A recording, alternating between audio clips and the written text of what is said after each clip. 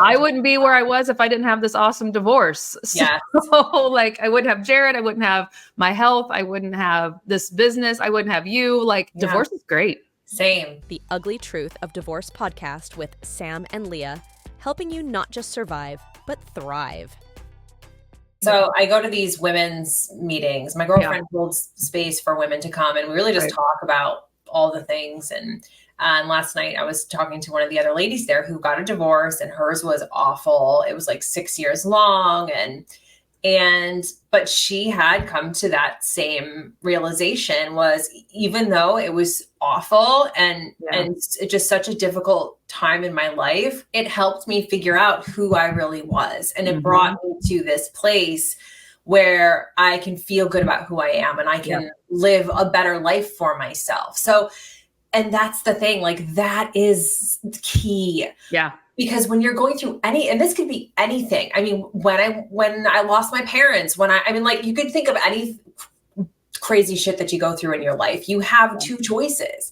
You can say, this is just going to define me. This is who I am now. This is the reason I can't do this and I can't do that. And I'm the victim. Or this sucks, but what can I learn from this? How can I turn this into something that in the bigger picture, I can pull some wisdom and empower myself and move forward and make better choices and get different results. And like, what is this given me? How can I look at if I were to choose to look at this in a positive way, what would be different? How would things change? And it's so important because I feel the same way. I mean, no one gets married thinking that they're going to get divorced. And I went through 2 divorces, and I had a horrible, self-talk and inner critic about all that shit. But it wouldn't have led me to where I am today, right? It's like you have to just kind of like hang in there and have that belief, hold on to that belief that things will get better. This was meant to be part of your story, part of your journey, not the whole thing. And it's going to lead you to bigger and better things. I also think like who I was at 25 when I got married wasn't even close to who I am sitting here today at 45. Right. So like if you're in that relationship and both people are not recognizing growth and change and maturity and interests are changing along with your marriage, I wasn't the same person. And so as I like started to change my belief, as soon as we had kids, I like became this mother and all these things. And I wasn't allowed to do certain things in my marriage. And it was like who I was at 24. I mean, I'm all for people waiting a little bit longer to get married because I didn't know who the fuck I was at 24, 25. Yeah. I didn't know. I had literally just finished college, moved out and was living on my own for the first time, was like in a relationship when I found him anyways. And it was just like, I never spent time with myself. And I think that's the great thing about divorce is you're forced to go live alone by yourself again. You're forced to look at yourself and only you are responsible for your day to day. You're only responsible for your own, like it's really a growth period of like forced to hand, like you have no choice. You are alone. And so for the first time in some people's, I mean, you and I are monogamous daters. We cannot like, we're just always dating people and didn't spend that time alone till after our divorces. And we were like, okay, soul searching time. And that's so critical. I mean, I've had a boyfriend since 6th grade. Until after my divorce, I spent some time by myself and really got to know myself and trust myself. And had I not done that, I would have never had the life I have now.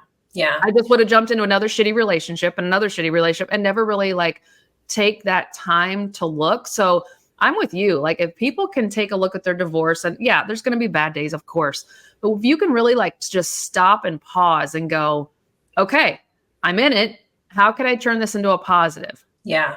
And spend time with yourself. How many of our clients go straight from a divorce to like dating somebody within a few weeks and they never spend that time? And then that relationship doesn't work. And then they jump into another one and that one doesn't work. And it's like, spend some time with yourself because it's pretty fucking amazing when you find out what makes you click, what makes you wake up, what makes you happy.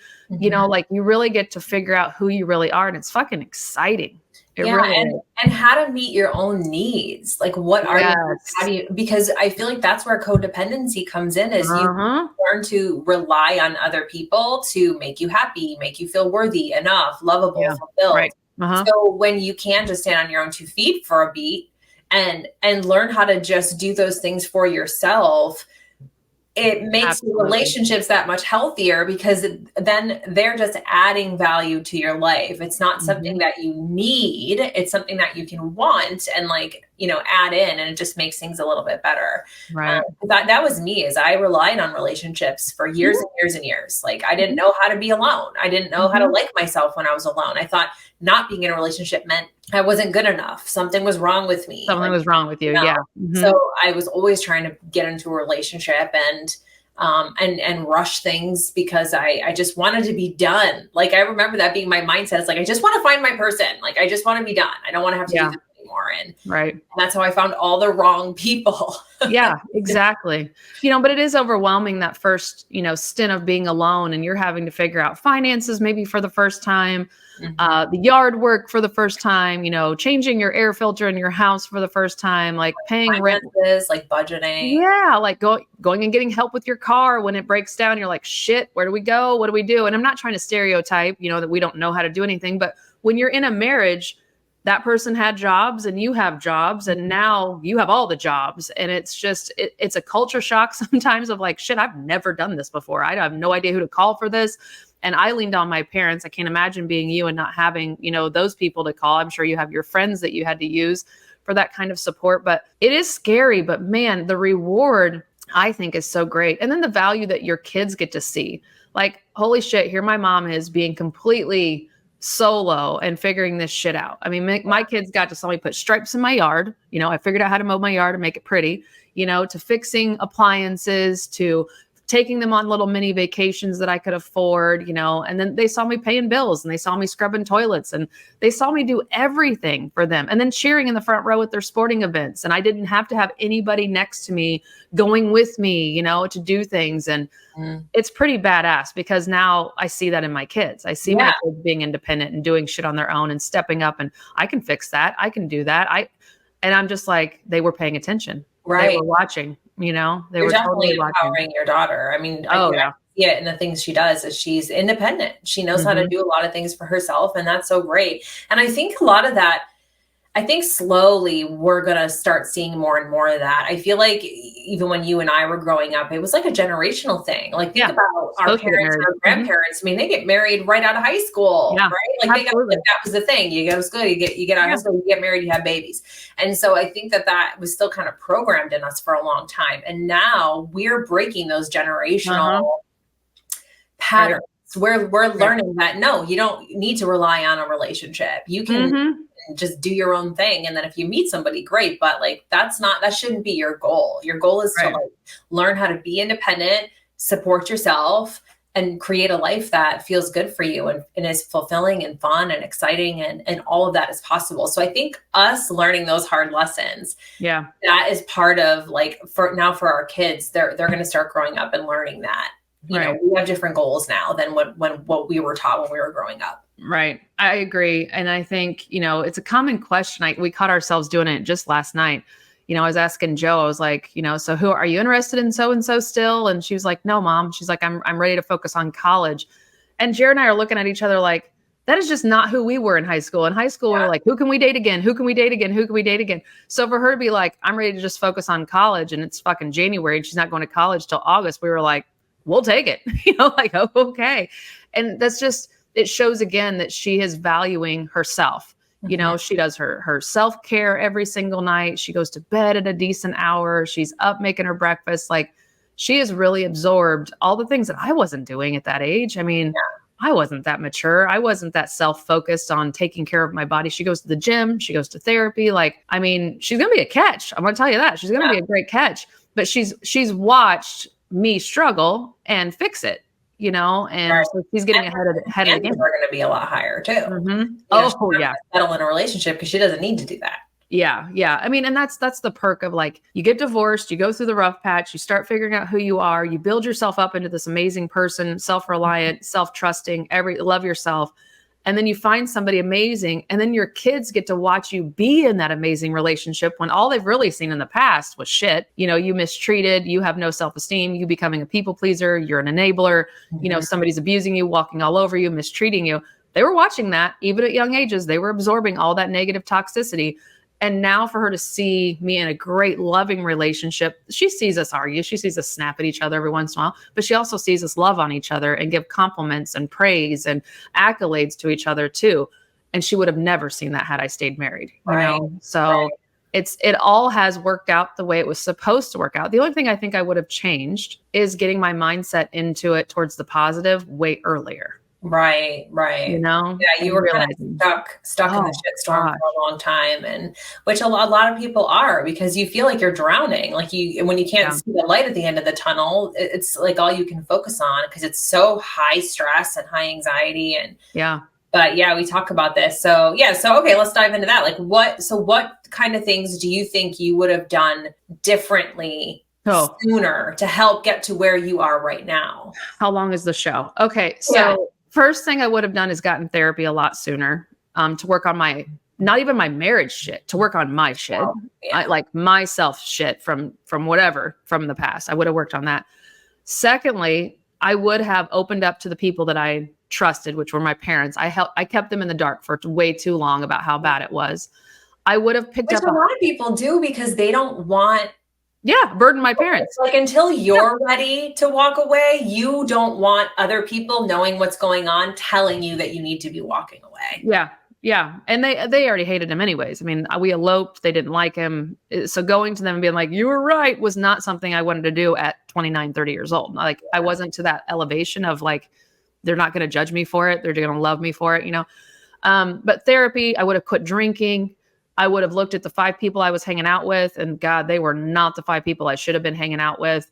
I would have taught like self-care. I would have dove into personal development a lot faster. It was really like, I should have had a bigger break from my divorce. I was literally eat, sleep, and breathing my divorce and my co-parenting journey. I was waking up, checking my phone, email, talking to my attorney daily, talking, you know, with my ex daily. It was just like, I was putting myself in the negative light on purpose. Like I didn't know how to step away from it and then have my own life. Yeah. Like it was just, I just was so into this. I have to do this. I have to call. I have to be the parent that shows up. I have to make it look like I'm getting along. And I don't have to do that. Like, and I thought I did. The stigma was telling me I have to co-parent. I have to still talk with him. I have to still engage with him. I didn't know about parallel parenting. I didn't know that I could step away. I didn't know that I could have boundaries. I didn't know any of that. I was just going down when everybody told me, Sam, you have to do this, otherwise it's going to look bad. You have to do this, otherwise you're going to get in trouble from the judge. And I was like, okay, so here I go, like a Labrador. What do you need? What do you need? And it was just, I didn't know who I was. I didn't know how to stand up to anybody. I didn't know how to challenge my attorney. Didn't know how to challenge my ex. I didn't know how to, stand up for myself. I was just doing what everybody else was telling me to do. Everybody. And it was just the GAL told me to do something. I did it. My evaluation person told me I did it. And it was like, even though in my gut, I was like, this is not right. This is not what I should be doing. But I'm afraid I'll get in trouble. So I did it. Yeah. It was all wrong. I just didn't trust myself. Yeah. That's a huge thing. That's something that changed for me. Like learning how to do that after my second divorce was learning how to really tune into myself and just do the things that felt right for me, whether or not other people understood or agreed with it. Like I give you an example, even I'm learning that as years go on, I'm a highly sensitive person. I'm someone who, if I'm out and about and I am overstimulated, I gotta go home and recharge and not talk to anybody, And so I had to create kind of a crazy week, out of the ordinary last week. Wednesday, I was out till 10:30 at night singing. I went to, open mic with the band. Thursday, I had gone to this women's gathering and done that for a couple hours. So, networking and talking. And then the next day I had my photo shoot and I was doing that. And that's stimulation. I was done. Saturday, I don't think I even got off the couch other than to go to the bathroom and to eat. I was toast. And then I slept for 11 hours that night. And I think that the old me, I would have been you're being so lazy. I feel guilty. I'm not getting, I should be going grocery shopping. I should be doing laundry. I should be right. It's I would have been guilt tripping myself or critical of myself for just taking a whole day. Yeah. But it's that's what I needed. Yeah. And I know that I was crazy for 3 days. I needed that time to But you knew yourself though. recalibrate. You knew yourself well enough to listen to it. And I think Yes. when you're in the heat of all the shit, you bury that intuition that's telling you to stop, slow down, stand up for you're like, hey, shut up. And you bury it and you keep going and you run yourself to the ground. Yeah. Right. You knew to stop. You knew Yeah. to hit pause. You knew to lay down. You knew to tell David, "This is all you." Yeah. You're like, I'm not doing anything can't. today. I'm not cooking. I'm not cleaning. I'm not doing anything.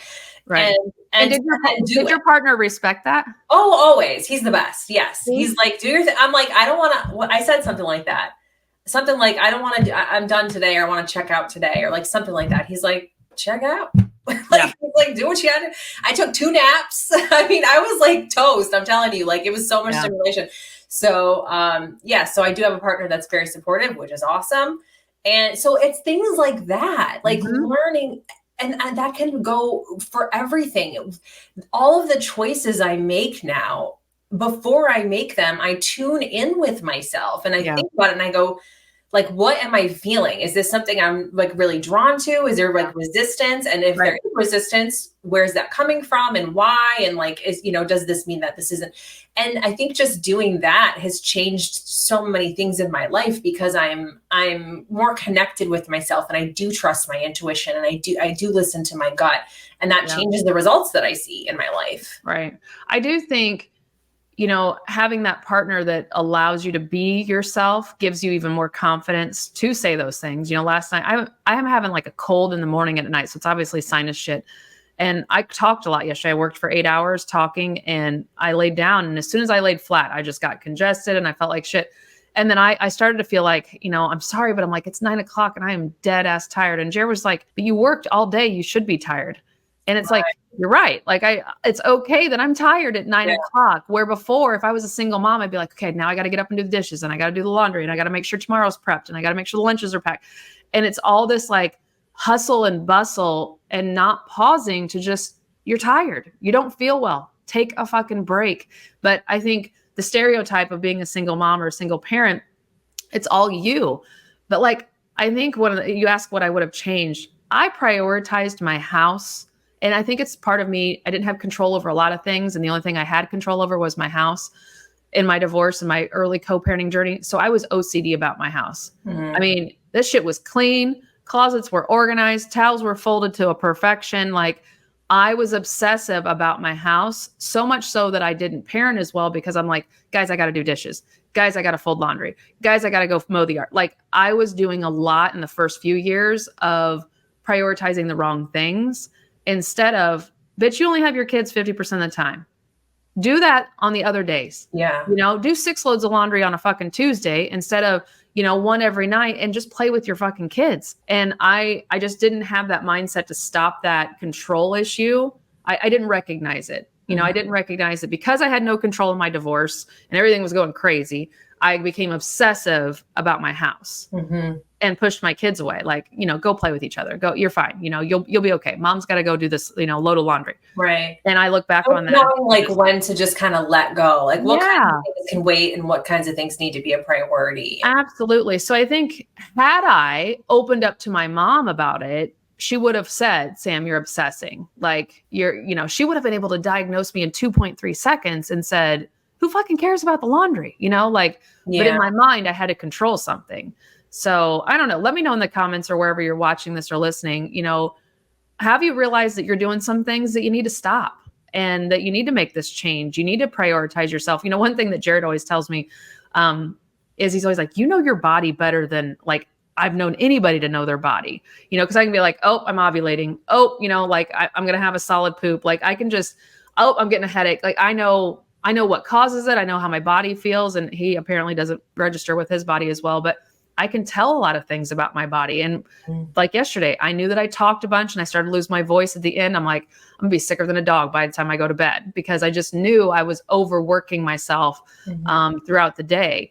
I would have never been moving slow enough to pay attention to my body in the early 30s, and late 20s. I just wouldn't have because I was just hustle and bustle, trying to make $1 also. Let's not forget that, trying to pay my bills. I didn't have time to slow down and live life. But I am so grateful for my divorce. Like I'm so grateful for my ex-husband. He's taught me so much about myself and about humans and about my children. Like, he's given me a lot of the tools that makes me successful with what I am today. You know, you can learn from failure. You can learn from people that do it wrong too, just as much as you can learn from people that do it right. Mhm. And I'm not saying he's done everything wrong, but he hasn't done everything right either. And neither have I. And so when you can get to that place where you can listen to your own story and reflect on it and go, here's where I've misstepped. Here's where I need to step better. That's growth. You know, that's complete growth on everything. If you're still in that, it's not my fault, it's not my fault, you're not there yet. Yeah. You're not there yet. That you know? self-reflection piece is everything. Like, what Yeah. role did you play? And that doesn't mean that it's your fault or that you have to take all the blame, but you did play a role. You did. Everyone has a role. So understanding what role you played is really what empowers you to not repeat those cycles moving forward. Absolutely. Absolutely. And it shows a lot about your character when, you know, you can say that. And I know there was early years of my kids saying, why'd you get a divorce? And I never really told them because it was none of their business when they were younger. And so now if we have that conversation, now that they're, you know, both almost adults, 19 and 17, I'll be able to say exactly how I played a role, where I think if I would have answered that question 10 years ago, I would have pointed the finger right at him. Right. Yeah, I did the same thing. Like 100%. right after, I was like, well, he didn't do this and he's like this and he did it. And now I can totally look back and see what role I played too. Absolutely. And it's like, you have to ask yourself those questions. Where were you mentally and emotionally when you started that relationship? And what red flags did you miss or did you ignore? What boundaries were you not setting that you should have been setting, right? Like, what role did you play? And when you can hold yourself accountable like that, it really does change the trajectory of your life and the types of relationships that you have moving forward. Right. Absolutely. Well, you guys, we hope that you get to this place that we're at where self-reflection is a thing. Self-love is even greater. Yes, it's possible for everybody. Everybody can do this. That's all a mindset. I listen to, you got me hooked on listening to affirmations while I shower because it's something I do every day, right? I shower every day. So I figured, why not do affirmations while I'm in the shower? And I listened to one today that was called, and again, we use Apple Music for ours, I am affirmations for health, wealth, and joy. Nice. And it's a chant one. So like they say it, then you say it, and they say it, then you say it. And like, I've read a couple books about joy, and I think I'm finally, like at 45, I have joy. And I don't know that I've had that in years past. I don't think my life was moving slow enough to where I could look at those moments. And I think maybe also having two sets of kids older, and I've done all of that, and now I'm starting over.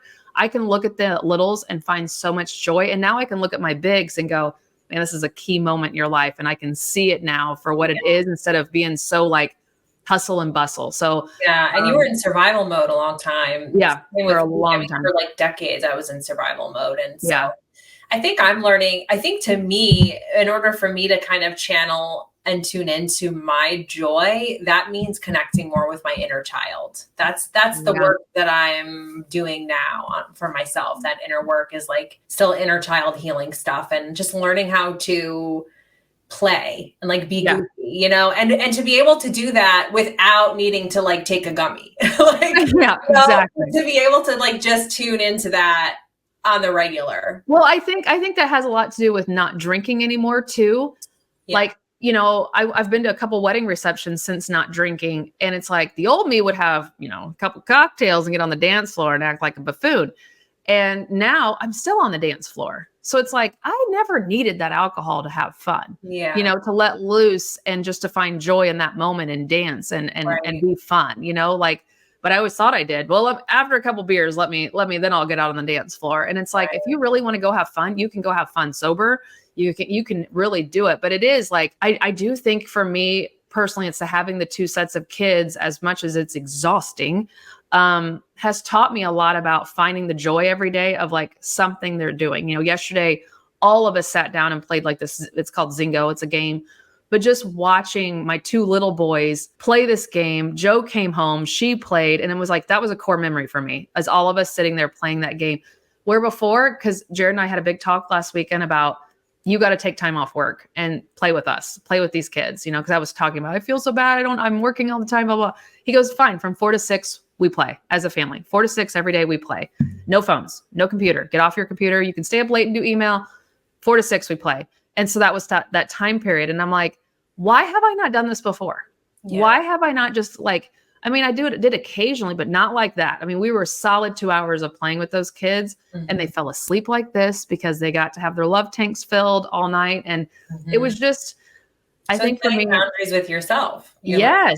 So that I can have more joy because, okay, you guys are great as clients, but like, I need to have something for me, you know, and being a good mom and being proud of myself is something that I am focusing on in this year is like finding those joyful moments because Josie is going on to college and she won't be in our day to day. You know, Walker's out living with his, you know, partner and not in our day to day. So it's like, I got to start doing better at making those core memories. So that's what I'm going to focus on.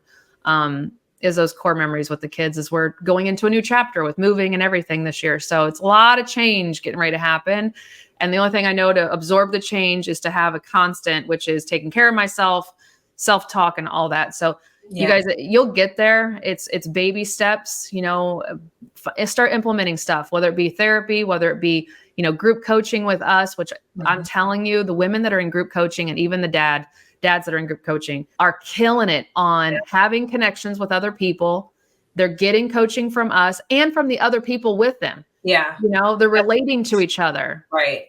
I mean, the one call that we had most recently, these two women they didn't have the same jobs. They didn't have the same exes, but they had so much in common when it came to trauma and drama in their divorces. That they were like, holy shit, I'm so nice. And sharing stories. And it's so awesome. It's so awesome. Yeah, there's 3. I think there's 3 spots left for the ladies. Yes. And 3, I think, for the dads too. 2 spots, I think, for the dads. But you guys, like, just be a part of something. You know, the next chapter is a great place to hang out as well. You know, we've done some bomb ass trainings in there lately that are just sitting there for you guys to watch.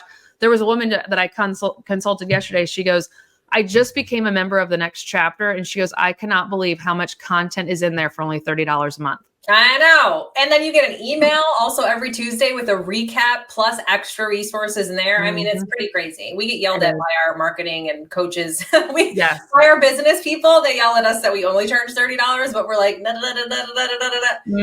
we're keeping it there. But yeah, there's like so much shit. Trial prep, mediation prep, how to outmaneuver a narcissist. There's like a health and wellness one that we brought a coach in for. We just did a huge training on guilt and forgiveness on Monday. All those replays are in there.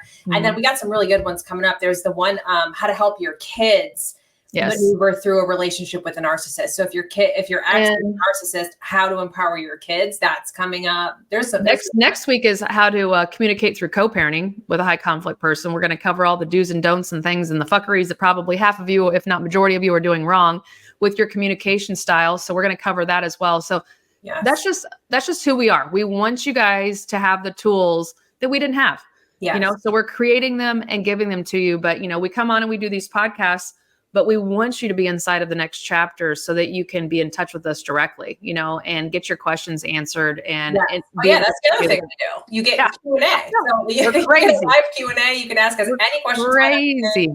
You have access to it. It's pretty awesome. So Thomas, yes, it is. The next chapter is for women only, but I don't know if you're in the men's divorce circle. That's our private free support group for men. So you can join that and get in there because we pop in there like once a week. We do little mini trainings and stuff too, just for the guys. How do I sign up? Just go to samandleah.com and then all of our resources are there. The next chapter is that monthly membership. That's $30. You just cancel whenever. And there's tons of trainings. You can go, all the replays are available for like at least a month. So you can go back and watch.